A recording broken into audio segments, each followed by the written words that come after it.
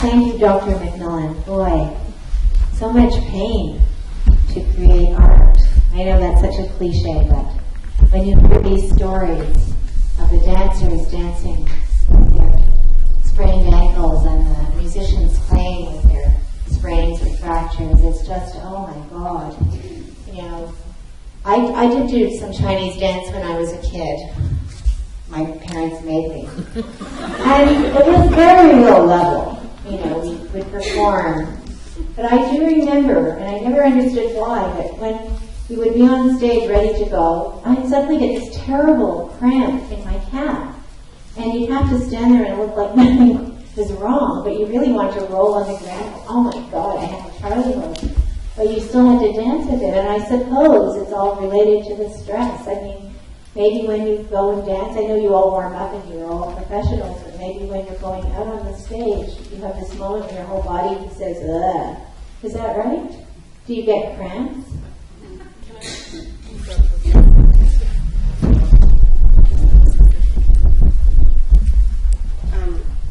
I had a friend who was the first soloist with the National Ballet of Canada. The year leading up to her decision to quit ballet, she was very unhappy with the company. In classical ballet, you start when you're 19. You come straight from a school where your entire focus is on succeeding as a classical ballet dancer.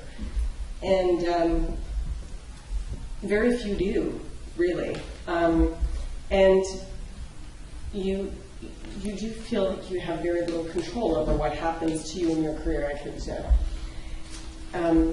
you don't go to university. It's everything.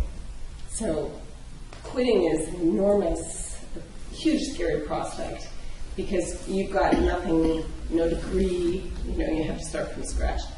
It's a really, really difficult decision for people to make. Anyway, she'd been very unhappy. She really was not happy with the company. By the time you're 30, she was a first soloist, so she did do some principal roles as well as, but she was never going to be Juliet. She was never going to be Odette in Swan Lake. She was, so that was making her so unhappy, that sort of unrealized dream. And by the time she would have been 32, I think, at the time, you can't go and start somewhere else. You're in the job you're in, you've made your life with this company, you're not to the director's taste in those particular roles. You can try to focus on being happy with the roles that you have and the career that you have that some people would give a living for. Anyway, she had terrible panic attacks, in a particular role that she really loathed, that was created on her, which was famously in James Cook's Nutcracker. But every time she went on stage, before she went on stage, I would be in the wings telling her she could breathe. I can't breathe.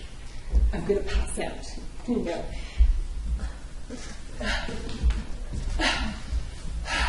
In the wing, open. Can you open some hooks? I can't breathe. I said, you can breathe, you're going to be fine. But what do you think is going to happen? What's the worst thing that can happen? You pass out, we'll drag you off stage.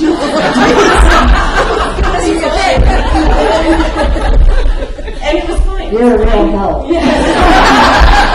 It was fine yesterday, it was fine the day before. You've never passed out once, ever. Once in your career, it's going to be fine. She didn't realize she was having panic attacks. I didn't realize she was having panic attacks. This is something that happened between dancers backstage. At that time, there was no focus on mental health issues at all. This was only 16 years ago. So, we have part of our medical team is a psychologist. Our staff are much more attuned to people who are having trouble, who are in the studio. Dancers speak to artistic staff to let them know that someone's struggling in some way. It's quite miraculous. So, yes, a certain amount of anxiety comes with the job as a performer.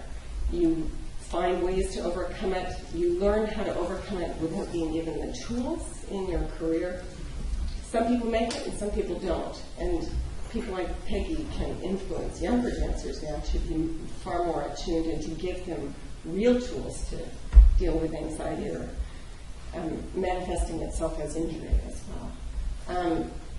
So we've come a long way in dance. We've come an enormously long way in classical ballet, understanding the kind of pressure that people have. So your jobs as physicians is to realize that the competitive nature of what we do, you can't not go on.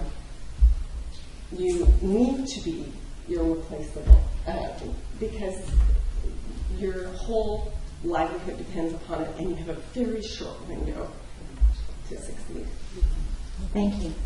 In a way, it's sort of like, when you're talking, it reminds me of the professional athletes.